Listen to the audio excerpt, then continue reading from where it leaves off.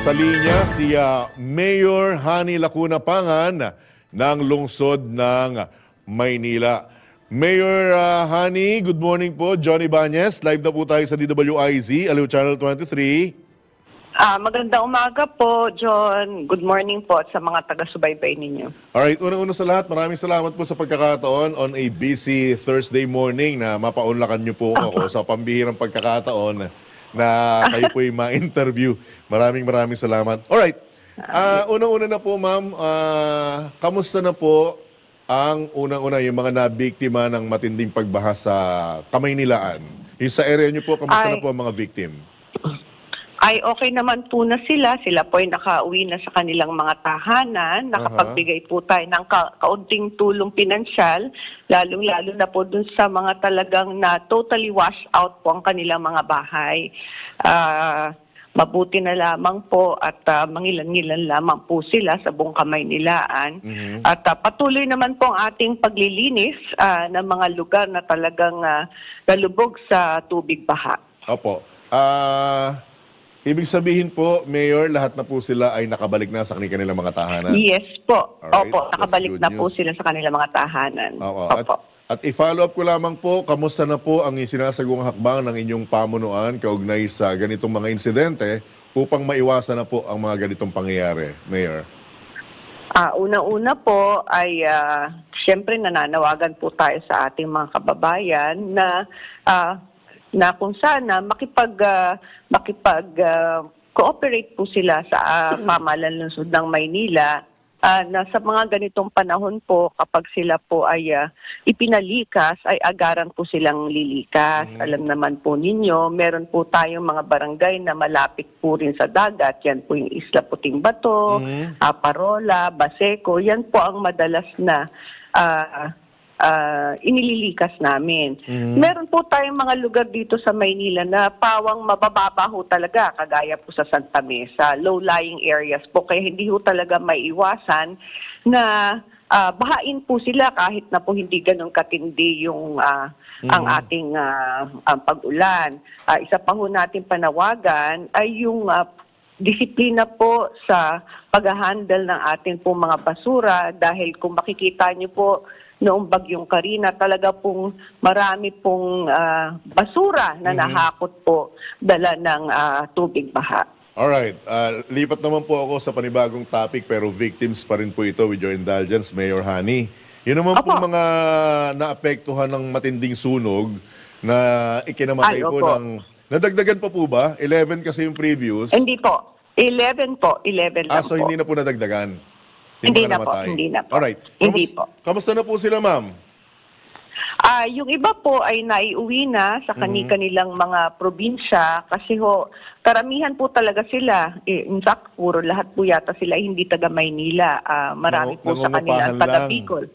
Opo, kasi po meron dahil po dala ng kanilang trabaho dito sa lungsod.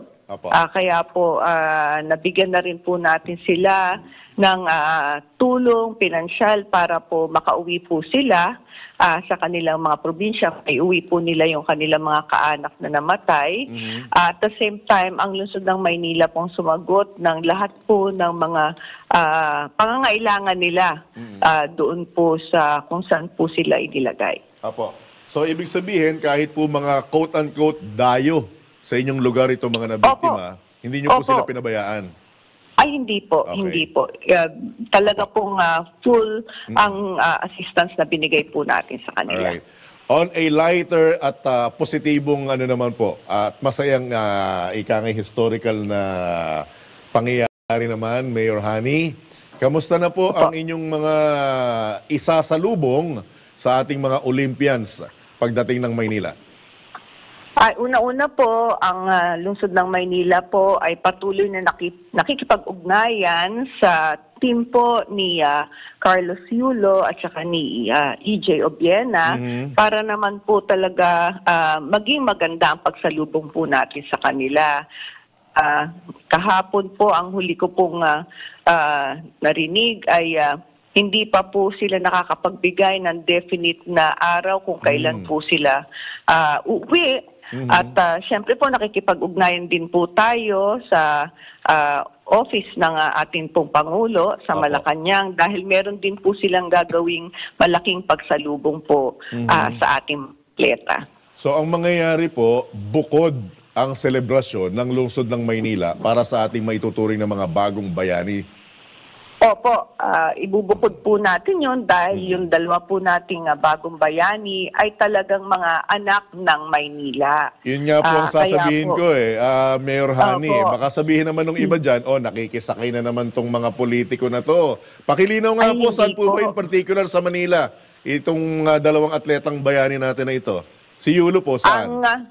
Si Yulo po ay taga Leverisa, Malate. Okay. Nag-aral po siya sa Aurora Elementary School at saka sa Adamson. Tapos po si EJ Obiena naman po ay tubong Distrito 2, Tondo. Okay, mga batang Opo. Tondo pala, tsaka Malate. Ano? Opo, Okay. opo. Kaya pala Talagang kaya pala ibang lehitimong determinasyon. Opo. Ito pong ating dalawang atleta ay di po nagsimulang mag-training sa lungsod ng Maynila. In fact, si Carlos Yulo po ay nagawaran na pati si EJ Obiena ng Gawad Manileño Award way back 2020 sa larangan po ng pampalakasan. Opo. Alright. Ano pong bukod sa Heroes Welcome na binabanggit, ano pa po mga insentibo ang nakalaan para sa kanila? Hindi po ba gagawing holiday yung pagdating nila at pagsasagawa nyo ng Heroes Welcome? Hindi po. Una-una, magpapasa po ng resolusyon ng ating pong sangguniang panlunsod bilang pagko-congratulate po kay EJ at saka kay Carlos. Pangalawa po ay magbibigay po tayo ng cash incentive po sa kanila. Gaya na po ng ginawa natin, ilang taon na pong nakalilipas, nagbigay din po tayo ng cash incentive sa kanila. Kay Carlos Yulo po nung nanalo po siya ng Southeast Asian Games. At Opo. saka silang dalawa po muli nung sila po ay ginawaran ng Outstanding Manilan. At hindi po ba madadamay yung kanilang mga coach sa bibigyan ng cash incentives, Mayor? Ay, hindi po. Sila lamang po Opo. ang atin pong mabibigyan. Alright. Ito naman po, bilang panghuli, with your indulgence pero ito yung pinakamainit, ang inyo pong Opo. panunumpa bilang bagong miyembro ng Lakas CMD. Ano pong Opo. nagtulak kay Mayor Hani Lacuna para gawin po ang hakbang na ito? Una-una po, ako po ay formerly may alliance po tayo sa Action Demokratiko. Meron po kami local party talaga, yung Opo. Asenso Manileño. But with an alliance po with Action Demokratiko during the last presidential election. Tangan nga lamang po, ang presidente po ng Action Demokratiko ay ang ating pong former mayor Isko Moreno. Okay. Kaya nga po, alam naman po siguro ng lahat na kami po ay maglalaban sa susunod na taon. Kaya minarapat ko na po na mag-resign po ako sa Action Demokratiko. Opo. Yung aking po mga ibang kaalyado po ay nag-resign na rin po sa Action Demokratiko. At hinikayat po nila ako na sumama naman po sa Lakas CMD. Ako naman po ay nagpapasalamat dahil pareho po ang ninanais po natin ng Lakas, CMD, at siyempre po ng local party namin, ng Asenso Manileño. Pareho po ang amin pong mga plataforma at mga programa na yun nga po yung mga programang diretso sa tao. Kaya ako po ay nanumpana ng isang araw kay Speaker Martin Romualdez. Alright. Ma'am, meron po akong nakausap na personal at malapit din po ninyong kaibigan o kakilala. Medyo okay po. nagbulong lamang po. Total, tayo lang dalawa lang naman po ang nag-uusap at wala naman pong nakikinig sa atin. Paki-confirm nga po na hindi naman po kayo, ika nga quote-unquote, ang nagsunog ng tulay doon sa dating mayor, kundi yung dating alkalde raw po yata ang gumawa ng hakbang para sa hihiwalay ninyo na nagtuturingan kayo bilang mga magkakapamilya. Tama po ba, Mayor? Ay, opo. Total, tayong dalawa lang naman Apo, tayong dalawa lang. Huwag po kayong mag-alala at sikreto nating dalawa ito. Opo naman. Opo naman. And I understand, sabi rin po ng aking very reliable source, na hindi ko na ibibigay initial dahil kilalang kilala ninyo, na pati raw po Apo. siya, hindi siya makapaniwala dahil yung dating pagiging magkapamilya ninyo, ay mukhang inihanap daw ni Yorme Isko nang ilalaban sa kanya na hindi niya inaakalang gagawin. Tama po ba? Na mukhang naghanap ng tama ibang po. ilalaban? Tama po siguro. Hindi ko naman po kilala kung sino yung inyong very reliable Gusto niyo po na initial?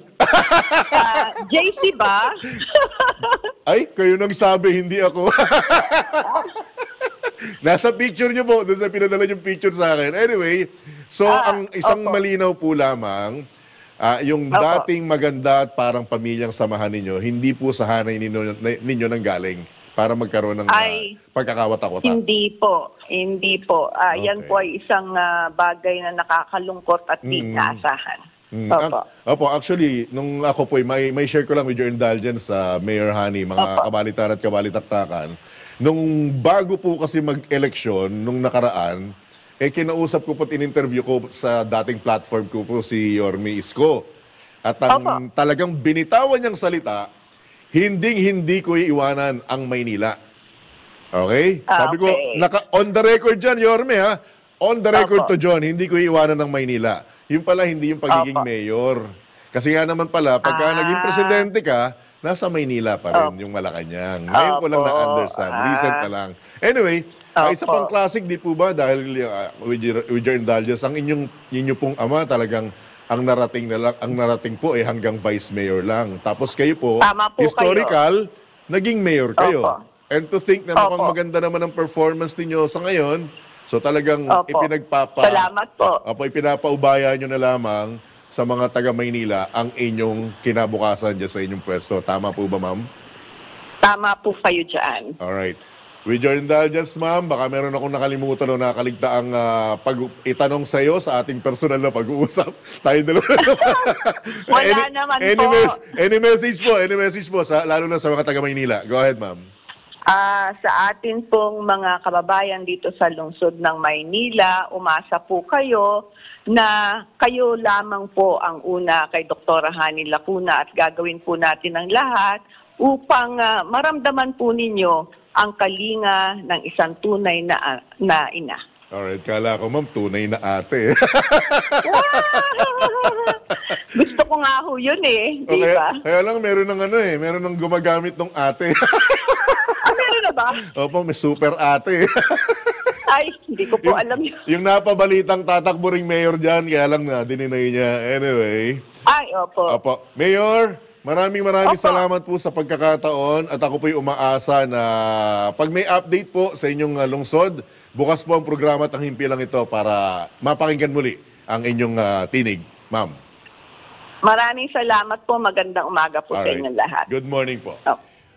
Yan po mga kabalitaan sa napakapambihirang pagkakataon. Nasasabi kong napakapambihirang pagkakataon kasi first time ko siya actually na na-interview at hindi rin naman siya ganun ka open magpa-interview kahit naman sa iba pang mga kasama natin sa media. Yan po ang alkalde ng lungsod ng Maynila, si Mayor Hani Lacuna Pangan.